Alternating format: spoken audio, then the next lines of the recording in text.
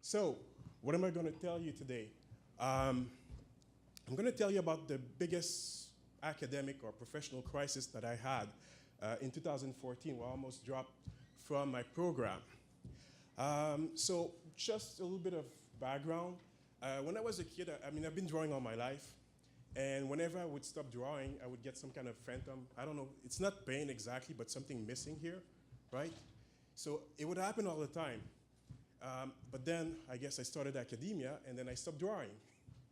And I was kind of always like, oh no, what would people think of me if they know that I'm a cartoonist? Actually, everybody knows I'm a cartoonist, everybody knows. But still, I always had this kind of shame that they would think cartoonists cannot be academics. This is not the same thing, it doesn't work, right? So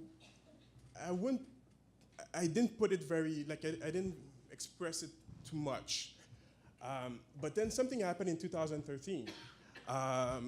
Who knows about the Calgary flood? Well, I had all my comics and all my animation drawing in my basement while I was in Toronto. And everything, my entire collection, everything that I ever done was just gone overnight. All right, so a comic book guy without a collection, without anything, and without any drawings of his own also. So that was a tough year.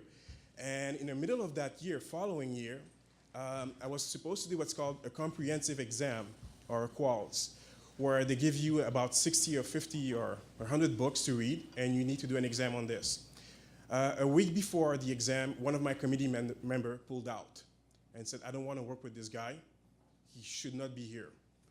In the past, when I spoke with this specific professor, he said to me something which is very, for anyone else, it wouldn't have been an insult, but for me, it was a total insult. He says about something we were discussing, this is not a cartoon. I take cartoons extremely seriously, obviously. So what happened is, because he quit just a week before, my supervisor said, you might need to rethink about the rest of your life. It was the spring, the summer was about to start, and she suggested that I take the summer off, and I did. So what happened? So I had no more drawings, no more portfolio, which is if you draw, if you do anything, you know that having your portfolio is like the big thing. And as an academic, I was told, yeah, maybe this is not for you. What was I gonna do? Oh well.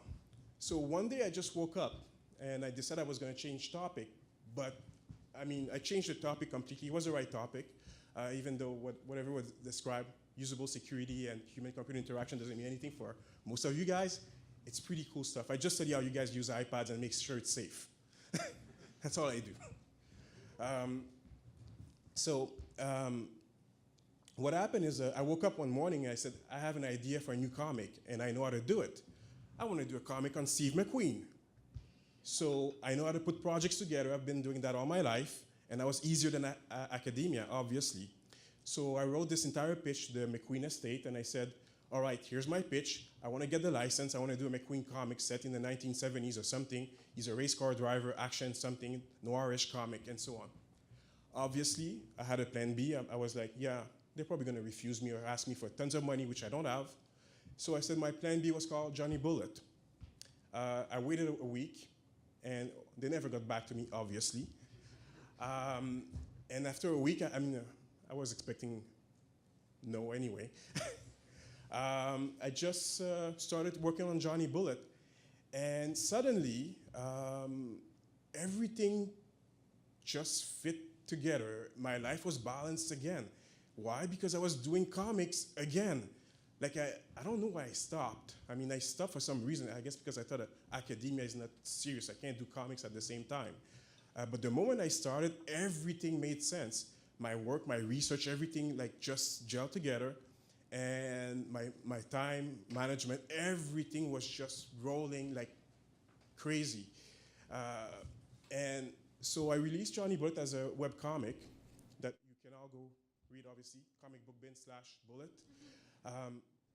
But let me tell you a little bit more about what this comic has done for me. First of all, it showed me that I shouldn't be ashamed of being a cartoonist. So now when I introduce myself to people, I say I'm a cartoonist and a PhD candidate. I never remove the cartoonist part. Actually, I put it first. When I defended my quals with a new prof and so on, and my proposal defense, which makes you a candidate and so on, I always put a Johnny Bullet as the first frame of every PowerPoint presentation, also when I teach. This is normal, and the last frame is always go read some Johnny Bullet. I haven't changed at all. There's one complaint that my students do get about my lecture. I use comic fonts on everything now. This is the major complaint I get every time when we get our instructor evaluation. I say, I wish he would change his font. And I'm like, I will never change my font. This is who I am. I'm no longer gonna be ashamed of being a cartoonist. Your instructors are cartoonists. If you don't like it, go elsewhere, right? And what this has done is that it's made it possible to be someone who can actually draw cartoons and so on, make comics, and have a lot of fun doing it while doing serious work, studying how you guys use iPads and so on, right? And there's no conflict anymore. It's all the same. Well, for me, it's all the same kind of work. It's all visual kind of work. And everything just worked together. The comic itself is obviously set in the 1970s, something I completely don't know anything about. But I've become so obsessed that every Saturday, all my friends know, do not bother. No, he's not available. Every Saturday, I know it's Johnny Bullet Day for him. He's drawing Johnny Bullet all the time. He's drawing his car. Some people have said that I'm obsessed about the cars. It's called, there's a word for this, it's called car porn. It's actually, yeah, it's actually real. If you look at the strip, you'll see that the car takes like 3/4 of the frame, and they put the character somewhere on them. You know, here's a character there. So there's a lot of car porn, but it's fun. I mean, I'm just enjoying myself, enjoying the comic, and I realized that I wasn't going to stop. I'm just going to keep on going and going and going, and this is going to be my new life. I'm still going to be doing research, but on weekends, I guess I'm going to have a mullet or something. Thank you very much.